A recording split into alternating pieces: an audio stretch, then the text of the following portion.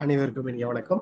So நம்ம அகாடமிலேருந்து Valentine day ஸ்பெஷலாக how much do you love your subject அப்படின்னு ஒரு ஆப்ஜெக்டிவ்ல நம்ம ஒரு டெஸ்ட் வச்சிருந்தோம். அந்த டெஸ்ட்டுக்கான ரிசல்ட் வந்து நம்ம இப்போ ரிலீஸ் பண்றோம். So the topper of the test is Kamakshi Devi ma'am, Maharajan sir, Sumathi ma'am top 3 rank எடுத்திருக்காங்க. அப்புறம் Vanitha ma'am, K Sathya ma'am, Viswanathan sir, Kalaiselvi ma'am, Lakshmi ma'am, Balasundari ma'am, Saraswathi ma'am இவங்க எல்லாருமே டாப் 10 ரேங்க் எடுத்து they have become a topper of this test. So அவங்களுக்கு நம்ம academy சார்பாக வாழ்த்துக்கள் தெரிவிச்சுக்கிறோம். இந்த டெஸ்ட்ல நம்ம கொஸ்டின்ஸ் எடுத்து நம்ம எக்ஸ்பிளனேஷன்ஸ் பார்க்க போறோம். So without much delay we can start our discussion. Yes. So இந்த வேலண்டைன் டே ஸ்பெஷல் டெஸ்ட்ல கேட்கப்பட்ட கேள்விகளை வெவ்வேறு பகுதிகளாக நம்ம பிரித்து டிஸ்கஸ் பண்ண போறோம். அதுல இது பார்ட் 1. சரிங்களா? So according to Simon Kuznets, relationship between per capita income and inequality in the distribution of இன்கம்னஸ் அப்படின்னு சொல்லி கேட்டிருக்காங்க. அது ஸ்ட்ரிக்ட்லி இன்க்ரீசிங் ரிலேஷன்ஷிப்பா, ஸ்ட்ரிக்ட்லி டிக்ரீசிங் ரிலேஷன்ஷிப்பா, நோ ரிலேஷன்ஷிப் அட் ஆலா, இல்ல ஃபர்ஸ்ட் இன்க்ரீஸ் ஆகி தென் டிக்ரீஸ் ஆகுமா அப்படின்னு சொல்லி கொடுத்துருக்காங்க. ஸோ ஃபர்ஸ்ட் சைமன் கியூஸ்னெட்ஸ் அவங்களுடைய அந்த தியரி என்னன்னு பார்ப்போம். Then we will come back to the right answer. சரிங்களா? So here comes the explanation. So Simon Kuznets வந்து நமக்கு தெரியும் ஜிடிபி அப்படிங்கிற ஒரு கான்செப்டை கண்டுபிடிச்சிருப்பாங்க. அவங்க பெர் கேபிட்டா இன்கமையும் இன்இக்வாலிட்டியும் சரிங்களா ஏதோ தொடர்பினை உண்டா அப்படின்னு சொல்லி எடுத்து ஸ்டடி பண்ணியிருப்பாங்க. Then he analyse that effect of growth on the distribution of income. பொருளாதார வளர்ச்சி வந்து இன்இக்வாலிட்டியில எந்த அளவுக்கு மாற்றத்தை உண்டாக்குமா அப்படின்னு சொல்லி அவங்க எடுத்து ஸ்டடி பண்ணியிருப்பாங்க.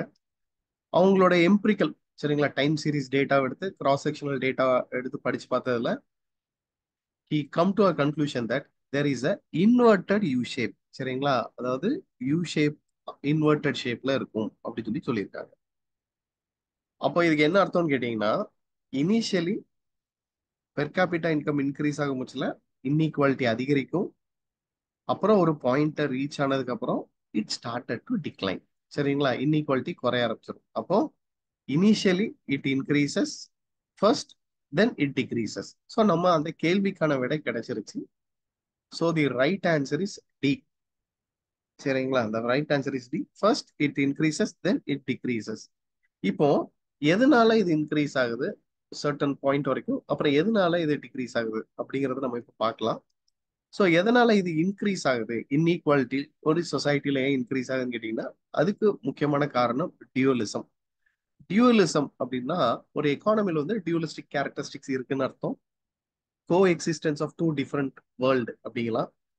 ஸோ பொதுவாக எக்கனாமிக்ஸ்ல வந்து டியூவலிசம் வந்து 3 தான் நம்ம பிரிப்போம். சரிங்களா? சோஷியல் டியூவலிசம், சரிங்களா, அடுத்தது வந்து டெக்னாலஜிக்கல் டியூவலிசம், அப்புறம் ஃபினான்ஷியல் டியூவலிசம் அப்படின்னு சொல்லி நம்ம 3 தான் பிரிப்போம். இந்த 3 இதையுமே கான்ட்ரிபியூட் பண்ணது வெவ்வேறு பொருளாதார அறிஞர்கள். ஸோ ஜேஹெச் பியாக், ஹிகின்ஸ் அண்ட் மேந்த் இவங்க எல்லாருமே வந்து இந்த டைப்ஸ் ஆஃப் டியூவலிசம் பத்தி ஸ்டடி பண்ணியிருப்பாங்க. ஸோ ஒரு சொசைட்டில டியூவலிசம் இருக்கிறதுனால there is increase in the inequality அப்படின்னு சொல்லி சொல்லியிருக்காங்க. டியூவலிசம் சரிங்களா, social dualism, financial dualism and technological dualism அப்படின்னு சொல்லுவாங்க. So one of the primary reason is dualism. அடுத்தது industrial sector income increases and agriculture falls. So இந்த particular எக்கானமில என்ன என்ன நடக்குமான்னு கேட்டீங்கன்னா, இண்டஸ்ட்ரியல் செக்டார்ல இருந்து வரக்கூடிய இன்கம் வந்து அதிகரிக்கும், அக்ரிகல்ச்சர் செக்டார்ல இருந்து வர்ற இன்கம் குறையும் அப்படிங்கிறாங்க. This is also one of the reason for increase in the inequality. அடுத்தது higher income in the urban area than the rural area. So இதெல்லாம் தான் காரணங்கள் எதுக்கு ஒரு சொசைட்டில இன்இக்வாலிட்டி இன்க்ரீஸ் ஆகுறது. அப்போ பெர் கேபிட்டா இன்கம் இன்க்ரீஸ் ஆக இன்இக்வாலிட்டி இன்க்ரீஸ் ஆகிறதுக்கான காரணங்கள் சோஷியல் டியூலிசம், ஃபினான்ஷியல் டியூலிசம், டெக்னிக்கல் டியூலிசம் இருக்கிறதுனால இண்டஸ்ட்ரியல் செக்டார் இன்கம் அதிகரிக்கும், அக்ரிகல்ச்சர் இன்கம் குறையும், அண்ட் அர்பன் ஏரியால ஹையர் இன்கம் லெவல் இருக்கும் தென் தி ரூரல் ஏரியா. ஸோ இது வந்து இன்க்ரீஸ் இன் தி இன்இக்வாலிட்டி. ஒரு லெவலுக்கு போனதுக்கு அப்புறம் இன்இக்வாலிட்டி குறையும் அப்படின்னு சொல்லி பார்த்தோம். Causes for decrease in the inequality என்னன்னு கேட்டீங்கன்னா, legislative action by the government. இப்போ கவர்மெண்ட் என்ன பண்ணுவாங்க, கினி கோ எஃபிஷியன்ட்டை கால்குலேட் பண்ணுவாங்க. கால்குலேட் பண்ணி இன்இக்வாலிட்டி எவ்வளவு இருக்குன்னு கண்டுபிடிப்பாங்க. கண்டுபிடிச்சிட்டு அந்த இன்இக்வாலிட்டியை ரெடியூஸ் பண்றதுக்கு நிறைய ஸ்கீம்ஸ் எடுப்பாங்க, நிறைய லெஜிஸ்லேட்டிவ் ஆக்ஷன்ஸ் எடுப்பாங்க, நிறைய ப்ரோக்ராம்ஸ் கொண்டு வருவாங்க, நிறைய வெல்ஃபேர் மெஷர்ஸ் கொண்டு வருவாங்க, நிறைய ஸ்ட்ரிக்ட் ரூல் கொண்டு வருவாங்க. சரிங்களா? பிளாக் மணியை தடுக்கிறதுக்கு முயற்சிகள் எடுப்பாங்க. ஸோ அந்த என்னெல்லாம் இன்இக்வாலிட்டிக்கு காரணமா இருக்கோ அதெல்லாம் ரெடியூஸ் பண்றதுக்கு என்ன வழிமுறைகள் உண்டோ அதெல்லாமே ஸ்டெப்ஸ் எடுப்பாங்க through the legislative action. Trickle down effect, அதாவது பெர் கேபிட்டா இன்கம் கூடுதுன்னா என்ன அர்த்தம்? அப்போ ஆப்வியஸ்லி ஜிடிபி கூடியிருக்கணும். ஜிடிபி அதிகரிக்கிறதுனால உங்களுக்கு எம்ப்ளாய்மெண்ட் ஆப்பர்ச்சுனிட்டி அதிகரிக்கும். சரிங்களா? அப்போ மக்கள்கிட்ட இன்கம் லெவல் கூடும். இன்கம் லெவல் கூடுறதுனால பாவர்ட்டி குறையும். சரிங்களா? இன்இக்வாலிட்டி குறையும். சரிங்களா? அப்போ இன்கம் லெவல் கூடும் மக்கள் கிட்ட. அப்போ என்ன ஆகும் உங்களுக்கு? மக்கள்கிட்ட இன்கம் லெவல் கூடினாலே ஆப்வியஸ்லி இன்இக்வாலிட்டி ஷ்ரிங்க் பண்ண ஆரம்பிச்சிடும், குறைய ஆரம்பிச்சிடும். அப்போ growing GDP will take care of the poverty and inequality. இதை நம்ம ட்ரிக்கிள் டவுன் எஃபெக்ட் அப்படிம்போம். சரிங்களா? ட்ரிக்கிள் டவுன் எஃபெக்ட் அப்படிம்பாங்க. growing GDP will take care of the poverty அப்படிம்பாங்க. Trickle down effect and spread effect. இப்போ குன்னர் மிர்தல் வந்து ரெண்டு இது சொல்லியிருப்பாங்க. ஒன்னு ஸ்ப்ரெட் எஃபெக்ட், இன்னொன்னு பேக்வேஷ் எஃபெக்ட் அப்படின்னு சொல்லியிருப்பாங்க. ஒரு பொருளாதாரம் அதிகரிக்கும் போச்சுல, வளரும் போச்சுல, அந்த இடத்துல உங்களுக்கு ஸ்ப்ரெட் எஃபெக்ட் இருக்கும். சரிங்களா? இதை பத்தி நம்ம டீட்டெயிலா வீடியோ போட்டிருக்கோம். ஸோ இந்த spread effect, trickle down effect and legislative action taken by the government, இது எல்லாமே உங்களுக்கு என்ன பண்ணும்? இன்இக்வாலிட்டியை குறைக்கும். அது எது? டியூவலிசம், இண்டஸ்ட்ரியல் செக்டார்ல இருந்து வர்ற இன்கம் அரைஸ் ஆகிறதுனால அண்ட் அர்பன் ஏரியால ஹையர் இன்கம் இருக்கிறதுனால இன்இக்வாலிட்டி அதிகரிக்கும். சரிங்களா? So these are the causes for increase in inequality and causes for decrease in inequality. அப்போ இனிஷியலி இது இன்க்ரீஸ் ஆகும், then it started to decrease. அப்போ இந்த கேள்விக்கான விடை வந்து பாத்தீங்கன்னா first it increases then it decrease the relationship இருக்கும் அப்படின்னு இருக்காங்க. So D is the perfect answer. இது எதுவுமே வராது. எஸ். இப்போ உங்களுக்கு ஒரு ஆக்டிவிட்டி. சரிங்களா? பியோக் என்ன டைப் ஆஃப் டியூலிசம் சொல்லியிருக்காரு, ஹிகின்ஸ் என்ன டைப் ஆஃப் இன்னி இது டியூலிசம் சொல்லியிருக்காரு, ஹலாமின் என்ன டைப் ஆஃப் டியூலிசம் சொல்லியிருக்காருங்கிறத நீங்க கமெண்ட் செக்ஷன்ல போடுங்க. சரிங்களா? ஜேஹெச் பியோக் என்ன டைப் ஆஃப் டியூலிசம், ஹிகின்ஸ் என்ன டைப் ஆஃப் டியூலிசம் அண்ட் மீன் என்ன டைப் ஆஃப் டியூலிசம் அப்படிங்கிறத நீங்க கமெண்ட் செக்ஷன்ல போடுங்க. இது உங்களுக்கான ஆக்டிவிட்டி. அடுத்தது, inflation is unjust, deflation is inexpedient, out of these two deflation is worse. இந்த ஸ்டேட்மெண்ட்டை சொன்னது யாரு அப்படின்னு சொல்லி கேட்டிருக்காங்க. Without much delay the answer is John Maynard Keynes. Crowther கிடையாது, குரிஹாரா கிடையாது, ஆல்வின் ஹான்சன் கிடையாது. சரிங்களா? ஸோ இதுக்கான விடை John Maynard Keynes, Lord Keynes தான். என்ன கண்டெக்ட்ல இதை சொல்லியிருக்காங்க அப்படிங்கிறத நம்ம பார்க்கலாம். Inflation is unjust, deflation is inexpedient, out of which deflation is worse அப்படின்னா என்ன? ஸோ நம்ம எல்லாத்துக்கும் தெரியும், இன்ஃப்ளேஷன் அப்படிங்கிறது பொருளுடைய விலை கூடுறது. இது கூடுறதுனால purchasing power of money decrease ஆகும். சரிங்களா? Purchasing power of the money will decrease. அதனால என்ன ஆகும்னு கேட்டீங்கன்னா, those are earning the fixed income. சரிங்களா? இந்த பென்ஷன், அந்த அப்புறம் நம்ம வந்து ஃபிக்ஸட் சேலரி வாங்குறவங்க, வேஜ் வாங்குறவங்க, சரிங்களா, இவங்க எல்லாமே வந்து இன்ஃப்ளேஷனால சஃபர் ஆவாங்க. ஏன்னா இன்கம் லெவல் அப்படியே தான் இருக்கும், பிரைஸ் லெவல் கூடிக்கிட்டே போகும். கரெக்ட்டுங்களா? அதனால இது என்ன ஆகும்னு கேட்டீங்கன்னா, it ultimately lead to a redistribution in the wealth unfairly. சரிங்களா? ஸோ இங்க என்ன ஆகும்? இன்ஃப்ளேஷனால பர்ச்சேசிங் பவர் குறையுது. அப்போ ஃபிக்ஸட் சேலரி வாங்குறவங்க, ஃபிக்ஸட் வேஜ் வாங்குறவங்க will severely affected because of the inflation. அதே மாதிரி often benefiting the debtors at the expenses of creditors. சரிங்களா? இன்ஃப்ளேஷன்னால இவங்க சாதகமாகவும் இவங்களுக்கு பாதமாகவும் அமையும். ஸோ இன்ஃப்ளேஷனுடைய குறைகளை அவர் சொல்லியிருப்பார். Deflation is inexpedient. நம்ம எல்லாத்துக்கும் தெரியும், rise in the price level above the normal price is inflation. அதுக்கு ஆப்போசிட்டா இருக்கிறது deflation. A general decrease in the price. அப்போ பொருளோட விலை குறையுதுன்னு அர்த்தம். சரிங்களா? சரி, பொருளோட விலை குறையிறதுனால நல்லது தானே அப்படின்னு நினைச்சீங்கன்னா அதான் கிடையாது. ஏன்னா deflation have a potential to lead the economy to the stagflation. ஸ்டாக்னேஷன்ல கொண்டு போய் விட்டுரும். சரிங்களா? Sorry, stagnation. சரிங்களா? ஸ்டாக்னேஷன்ல கொண்டு போய் விட்டுரும். அப்படின்னா என்ன? பிரைஸ் குறைஞ்சா ஆண்டர்பிரினருடைய ரெவென்யூ குறையும். சரிங்களா? ஏன்னா டோட்டல் ரெவென்யூடைய ஃபார்முலா பி இன்டு கியூவா. பிரைஸ் குறையறதுனால அவருடைய ரெவென்யூ அஃபெக்ட் ஆகும். அவரோட ரெவென்யூ அஃபெக்ட் ஆகிறதுனால ப்ரொடக்ஷனை ஸ்டாப் பண்ணுவாரு. ப்ரொடக்ஷனை ஸ்டாப் பண்றதுனால லே ஆஃப், அன்எம்ப்ளாய்மெண்ட் ரேட் அதிகரிக்கும். சரிங்களா? அன்எம்ப்ளாய்மெண்ட் ரேட் அஃபெக்ட் ஆகும். அதனால ஆப்வியஸ்லி அவரோட ப்ராஃபிட் குறையறதுனால இன்வெஸ்ட்மெண்ட்டும் குறையும். அப்போ ப்ரொடக்ஷன் குறையுது, அன்எம்ப்ளாய்மெண்ட் ரேட் அதிகரிக்குது, இன்வெஸ்ட்மெண்ட்டும் குறையுது. சரிங்களா? அப்போ ஆட்டோமேட்டிக்லி என்ன ஆகும்? மக்கள் கிட்ட இன்கம் இருக்காது. ஏன்னா உங்களுக்கு அன்எம்ப்ளாய்மெண்ட் ரேட் அதிகரிச்சதுனால consumer may delay in purchasing. சரிங்களா? அவங்க பொருளும் வாங்க மாட்டாங்க. So ultimately it will lead to slower economic activity. Stagnation, பொருளாதாரத்தை ஒரு மந்த நிலையில கொண்டு போய் விட்டுரும். சரிங்களா? இது deflation.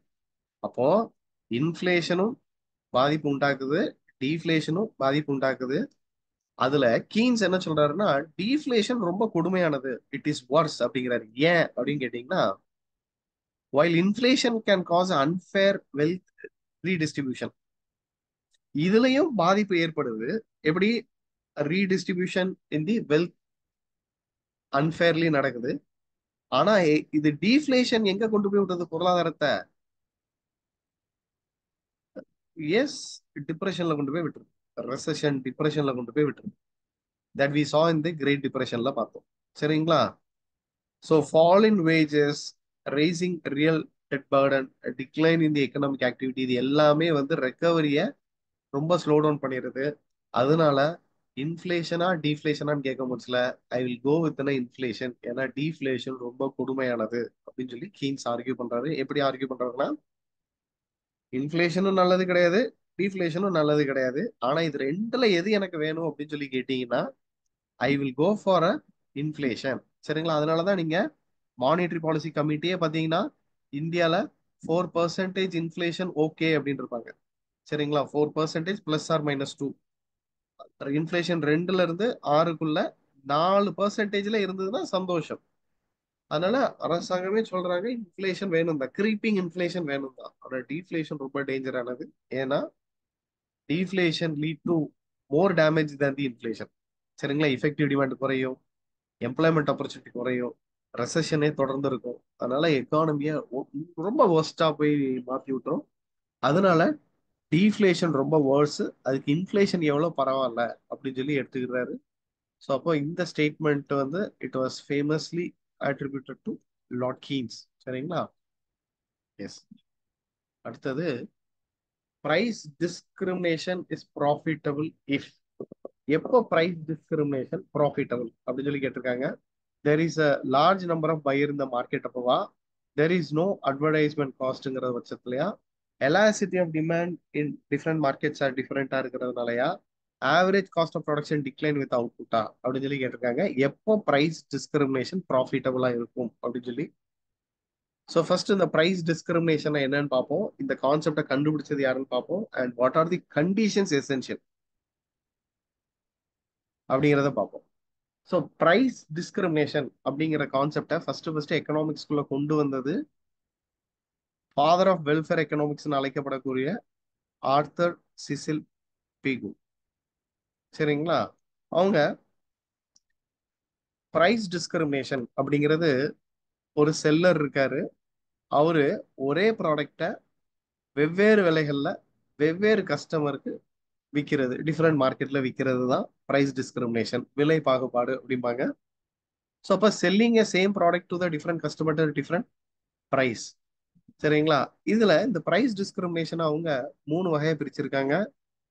First, second, third. First degree, second degree, third degree price discrimination அப்படின்னு சொல்லி கொடுத்துருக்காங்க. சரிங்களா? இப்போ இது எந்த மாதிரி மார்க்கெட்ல பிரைஸ் டிஸ்கிரிமினேஷன் நம்ம பொதுவாக பார்க்கலாம், அண்ட் அதுக்கு என்னெல்லாம் கண்டிஷன்ஸ் ரெக்யர்மெண்ட் அப்படிங்கிறதையும் பார்த்துட்டு will go for a further discussions. So பொதுவாக இந்த பிரைஸ் டிஸ்கிரிமினேஷன் அப்படிங்கிறது மொனோபோலியோட சம்பந்தப்பட்டது. சரிங்களா? மார்க்கெட் ஸ்ட்ரக்சர்ல மொனோபோலியோட சம்பந்தப்பட்டது. இந்த பிரைஸ் டிஸ்கிரிமினேட் பண்ணணும் அப்படின்னு சொல்லி ஒரு செல்லர் டிசைட் பண்ணிட்டாருன்னா he should have the capacity to separate the market. மார்க்கெட்டை வந்து செப்பரேட் பண்ண தெரியணும். சரிங்களா? Home market and foreign market அப்படின்னு சொல்லி பிரிக்கிறதுக்கு அவருக்கு முடியணும். அதே மாதிரி it must be possible to differentiate between the consumer with different price elasticity. வெவ்வேறு பிரைஸ் எலாசிட்டி இயங்கினால் மட்டும்தான் பிரைஸ் டிஸ்கிரிமினேஷனை ஒரு மொனோபோலி அதை எக்ஸிக்யூட் பண்ண முடியும். அப்போ நமக்கு ஆன்சர் கிடைச்சிருச்சு. சரிங்களா? கண்டிப்பா இது கிடையாது, இது கிடையாது, இதுவும் கிடையாது, இதுதான். சரிங்களா? Elasticity of demand in different market at different இது.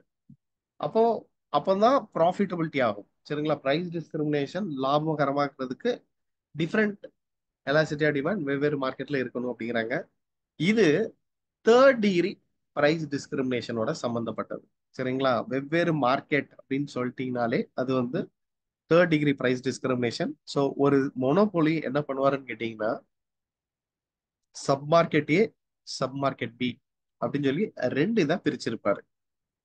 சரிங்களா? ரெண்டு இதா பிரிச்சுட்டு இதுல இது வந்து பாத்தீங்கன்னா ரிலேட்டிவ்லி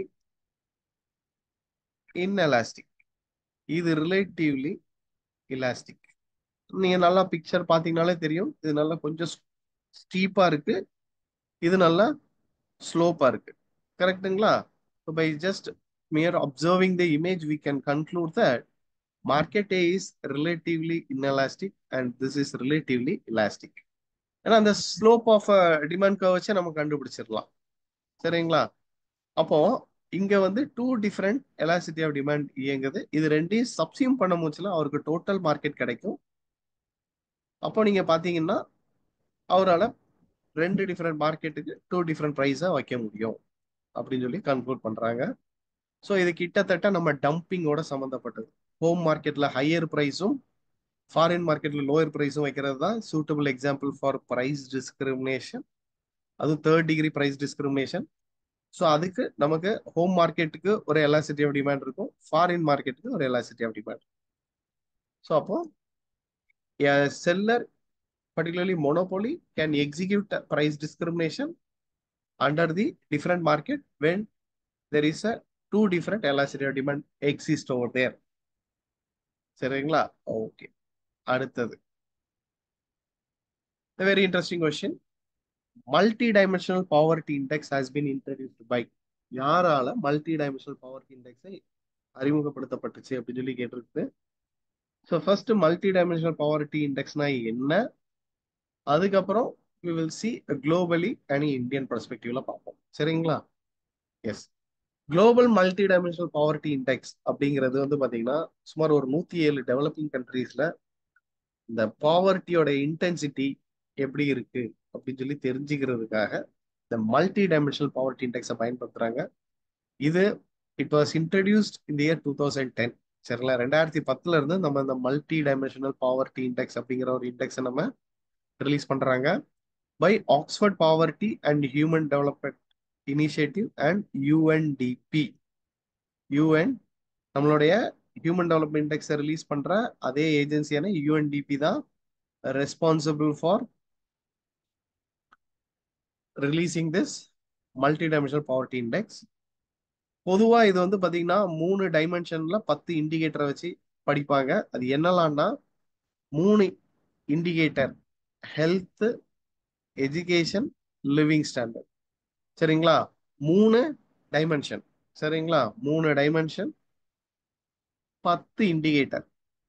நியூட்ரிஷன், ஹெல்த்ல வந்து நியூட்ரிஷனையும் சைல்டு மார்டாலிட்டியும் எடுத்துக்கிறாங்க.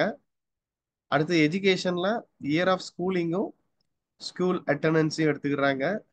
அடுத்தது லிவிங் ஸ்டாண்டர்ட்ல சரிங்களா cooking fuel, sanitation, drinking water, electricity, housing, சரிங்களா, அண்ட் அசெட் அப்படின்னு சொல்லி நியர்லி ஒரு 10 இண்டிகேட்டர். சரிங்களா? 10 இண்டிகேட்டர் 3 டைமென்ஷன்ல எடுத்து படிக்கிறாங்க. ஸோ இதோடைய ரேஞ்ச் என்னவா இருக்கும்னு கேட்டீங்கன்னா 0 to 1ல இருக்கும். Higher the value implies higher the poverty. இப்போ மல்டி டைமென்ஷனல் பவர்ட்டி இண்டெக்ஸ்ல வேல்யூ வந்து ஹையாக அந்த சொசைட்டில பாவர்ட்டி வந்து ரொம்ப ஜாஸ்தியா இருக்கு அப்படிங்கறது அர்த்தம். சரிங்களா? எஸ்.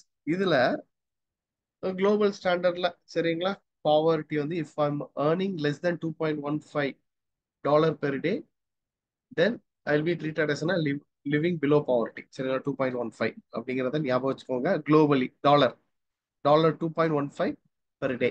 சரிங்களா? ஓகே. இப்போ now let us come to the question. சரிங்களா? Multi dimensional poverty index was introduced by, it was actually introduced by UNDP. This is the perfect answer. இது globally. சரிங்களா? globally. அதே இது இந்தியால who is responsible for introducing this multi dimensional poverty index அப்படிங்கிறத நீங்க comment செக்ஷன்ல போடுங்க. சரிங்களா? S. who is responsible for releasing the multi dimensional poverty index in India அப்படிங்கிறத you have to put it in the, அப்புறம் ரெண்டு இது கொடுத்துருக்கேன். ஃபர்ஸ்ட் கொஸ்டின்ல எந்தெந்த டியூலிசம் யார் யார் சொன்னா அப்படிங்கிறது, அண்ட் ரெண்டாவது மல்டி டைமென்ஷனல் பாவர்ட்டி இண்டெக்ஸை இந்தியன் கான்டெக்ட்ல ரிலீஸ் பண்ற ஏஜென்சி எதுன்னு சொல்லி கேட்டு. எஸ். அடுத்தது the coefficient of investment multiplier is, சரிங்களா, directly related to marginal propensity to சேவா, டைரக்ட்லி ரிலேட்டட் டு எம்பிஐயா, மார்ஜினல் ப்ரொபென்சிட்டி டு இன்வெஸ்டா, inversely related to marginal propensity to consumer, or inversely related to marginal propensity to சேவா அப்படின்னு சொல்லி கொடுத்துருக்கு. இதுல எது வரும் அப்படின்னு சொல்லி கேட்டிருக்காங்க.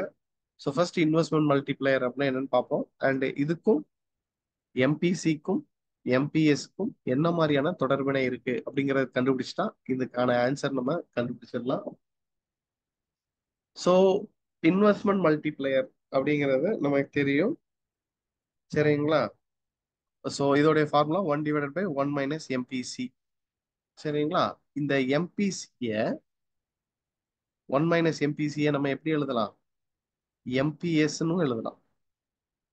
சரிங்களா? ஏன்னா MPC plus MPS is equal to 1. Yes, நமக்கு நல்லாவே தெரியும் எம்பிசி கூட எம்பிஎஸ் ஆட் பண்ண முச்சுல 1 தான் வரணும். அப்ப நமக்கு எம்பி, சரிங்களா, எம்பிசிக்கும் எம்பிஎஸ்க்குமே தொடர்பினை உண்டுங்கிறது நம்ம படிச்சிருப்போம். சரிங்களா? கன்சம்ஷன் ஃபங்க்ஷன் இதுல நல்லா படிச்சிருப்போம். ஸோ அப்ப நமக்கு தெரியும் கேங்கிறது இங்க மல்டிப்ளேயரை மீன் கோஎஃபிஷியன்ட்டை மீன் பண்ணுது. 1/1 - எம்பிசி இப்படியும் எழுதலாம், கோஎஃபிஷியன்ட் ஆஃப் மல்டிப்ளேயரை, இல்ல 1/MPS எழுதலாம். ரெண்டுமே நமக்கு கோஎஃபிஷியன்ட் ஆஃப் மல்டிப்ளேயரை கண்டுபிடிக்கிறதுக்கு நம்ம பயன்படுத்தக்கூடிய ஃபார்முலா தான்.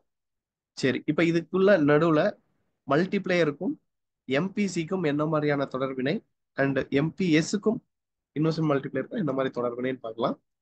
So investment multiplier shares a direct relationship. அதாவது எம்பிசி அதிகரிக்க அதிகரிக்க மல்டிப்ளேயரோட வேல்யூ அதிகரிக்கும். So there is a direct relationship between the marginal propensity to consume and investment multiplayer.